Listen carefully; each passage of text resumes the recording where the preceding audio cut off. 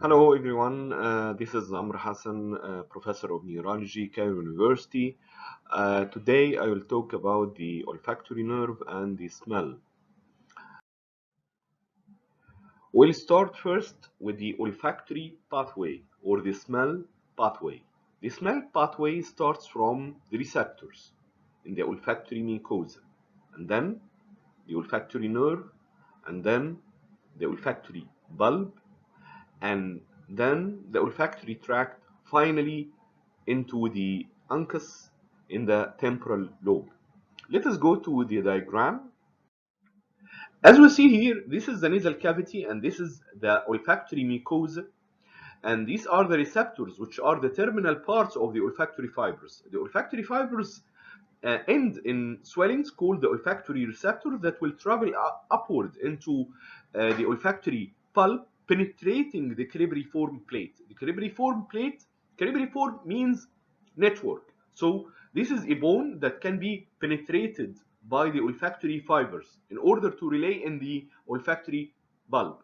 And then from the olfactory bulb, fibers will travel across the olfactory tract in order to reach, as we see here, the temporal lobe centers of the olfaction, which is called the primary olfactory cortex, as we'll see in a few minutes. So this is the nasal cavity, and this is the olfactory mucosa, and these are the olfactory fibers that will travel upward into the olfactory bulb in the inferior surface of the brain, the under surface of the brain. Then it will travel backward into the temporal lobe in order to relay in the olfactory cortex.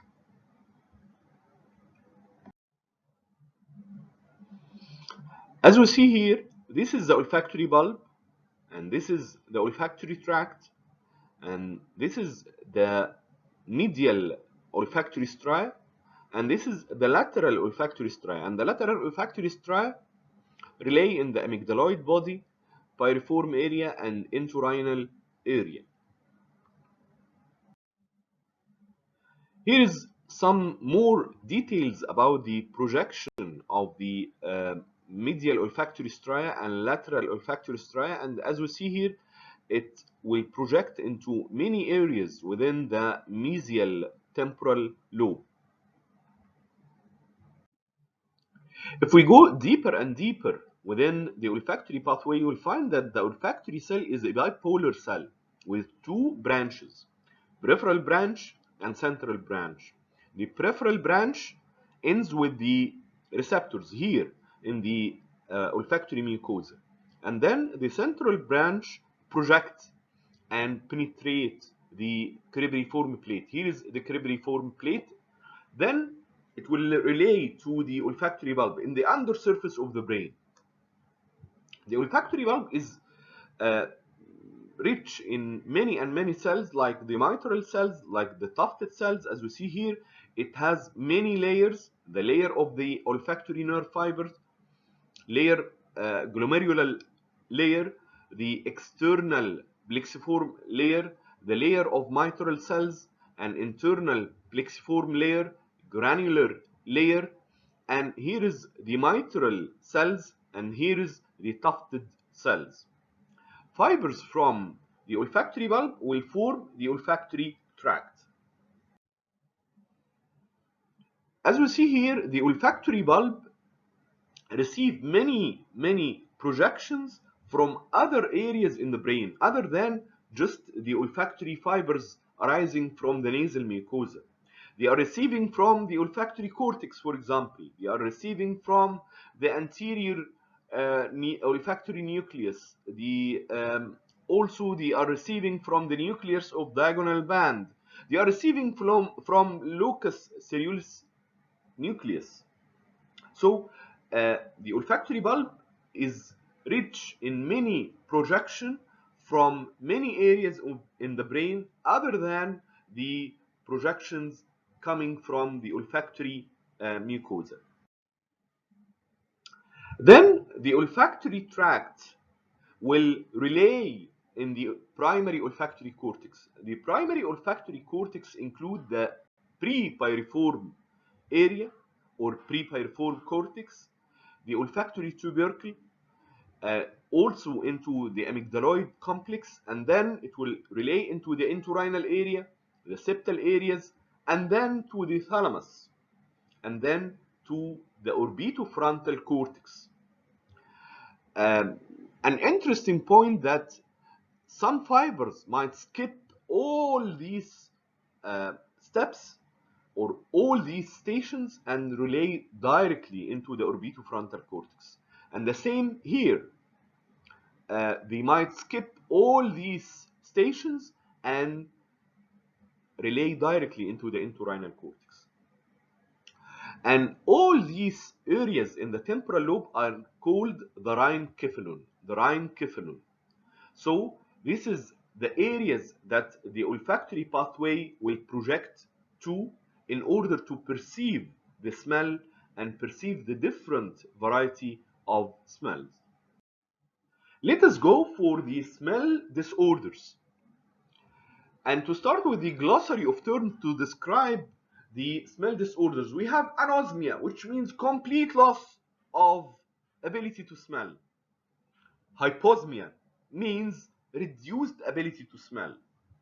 Parosmia means distorted odor perception triggered by a stimulus. I might smell something nice like baked something or something like that, as it is raw fish, for example. Phantosmia. Phantosmia means olfactory hallucinations. Hallucinations means perception of a non-existing stimulus. There is no smell, there is no odor, and despite this, I felt or I smelled something in my nose. And this is common in temporal lobe epilepsy, as we all know. Let us go deeper and deeper into the smell disorders. We have many other smell disorders. We know the anosmia. The partial anosmia means significantly reduced sensibility to one odor or group of odors.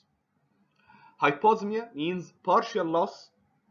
Hyperosmia. Hyperosmia means exaggerated and hypernormal olfactory sensitivity. Like it's very rare, but it can occur in migrainous patients.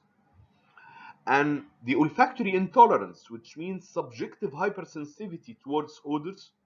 Parosmia, as we know, perverted or distorted smell. Phantosmia, perception of a non-existing stimulus, as we have mentioned. And the olfactory agnosia, which means difficulty or inability to recognize the olfactory sensation despite the olfactory processing functions and intellectual functions are intact, like the olfactory hallucinations and the auditory hallucinations.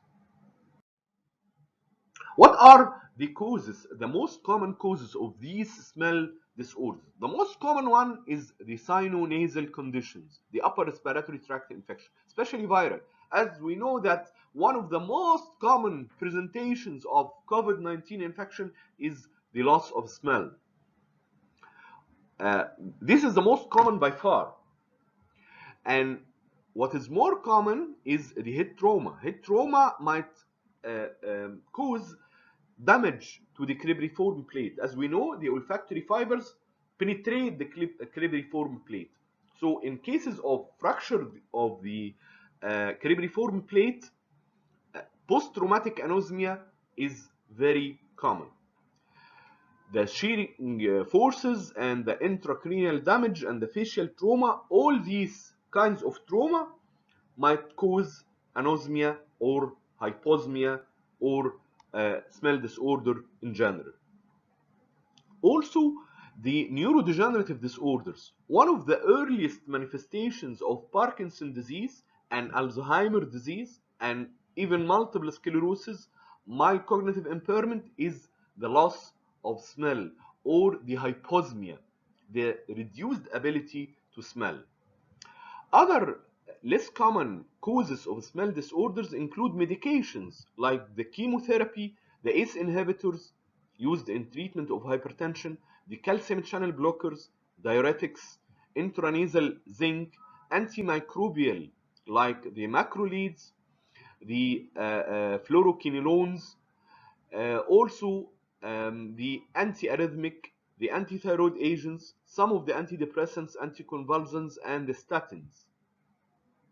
Alcohol, cocaine, some toxins like ammonia or hairdressing chemicals, the formaldehyde, for example, some of the heavy metals like iron, lead, and chromium, chronic medical condition like people with renal or hepatic failure or cancer or HIV, structure, structural or mechanical conditions like ischemic stroke, subarachnoid hemorrhage, brain tumor like the olfactory groove tumor or meningioma, for example, nutritional deficiencies like the malnutrition, pernicious anemia, vitamin B12 deficiency, vitamin B6 deficiency, niacin deficiency, zinc deficiency, copper,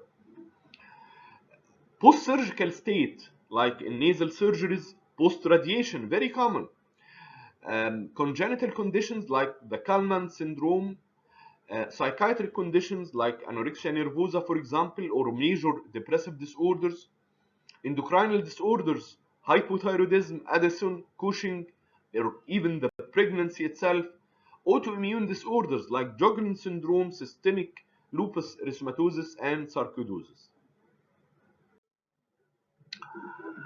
Now, how to examine for the olfactory nerve? To examine for the olfactory nerve, we have to use familiar substance, non-irritant, and we have to examine each nostril alone. The most common odors to be used in the examination of the olfactory nerve are the mint and the coffee. And we have to examine each nostril separately. And if we will use the fresh mint or the coffee itself, we have to ask the patient to close his or her eyes in order to examine the olfactory nerve without just seeing the object in order to be smelled. But if we use something like this, just the scent of the mint, the scent of the coffee, not the coffee itself, not the mint itself, I can examine the patient while his or her eyes are open. We have to use a familiar substance. Everyone should know the smell of or the scent of the coffee or the scent of the mint, and it shouldn't be irritant, because the irritant, something like chili for example, might irritate the trigeminal, not the olfactory, the trigeminal nerve endings, and this will be perceived as an irritant substance, and I might recognize this subject or this tested smell just by the trigeminal irritation and not by the olfactory, like chili for example. And we have to examine each nostril alone, and that's why I should block one of the nostrils with my finger here in order to examine just one nostril, because some patients might have unilateral anosmia. So if I tested the two nostrils together, I might fail to elicit the unilateral anosmia. And here is a more dedicated and more detailed test, which is University of Pennsylvania Smell Identification Test, in which the examiner might use 40 cards with 40 familiar scents in order to be smelled by the patient, and then the patient might have a score to report or to assess the ability to smell and the olfaction function of the patient. Thank you so much for your attention, and see you later in more and more lectures.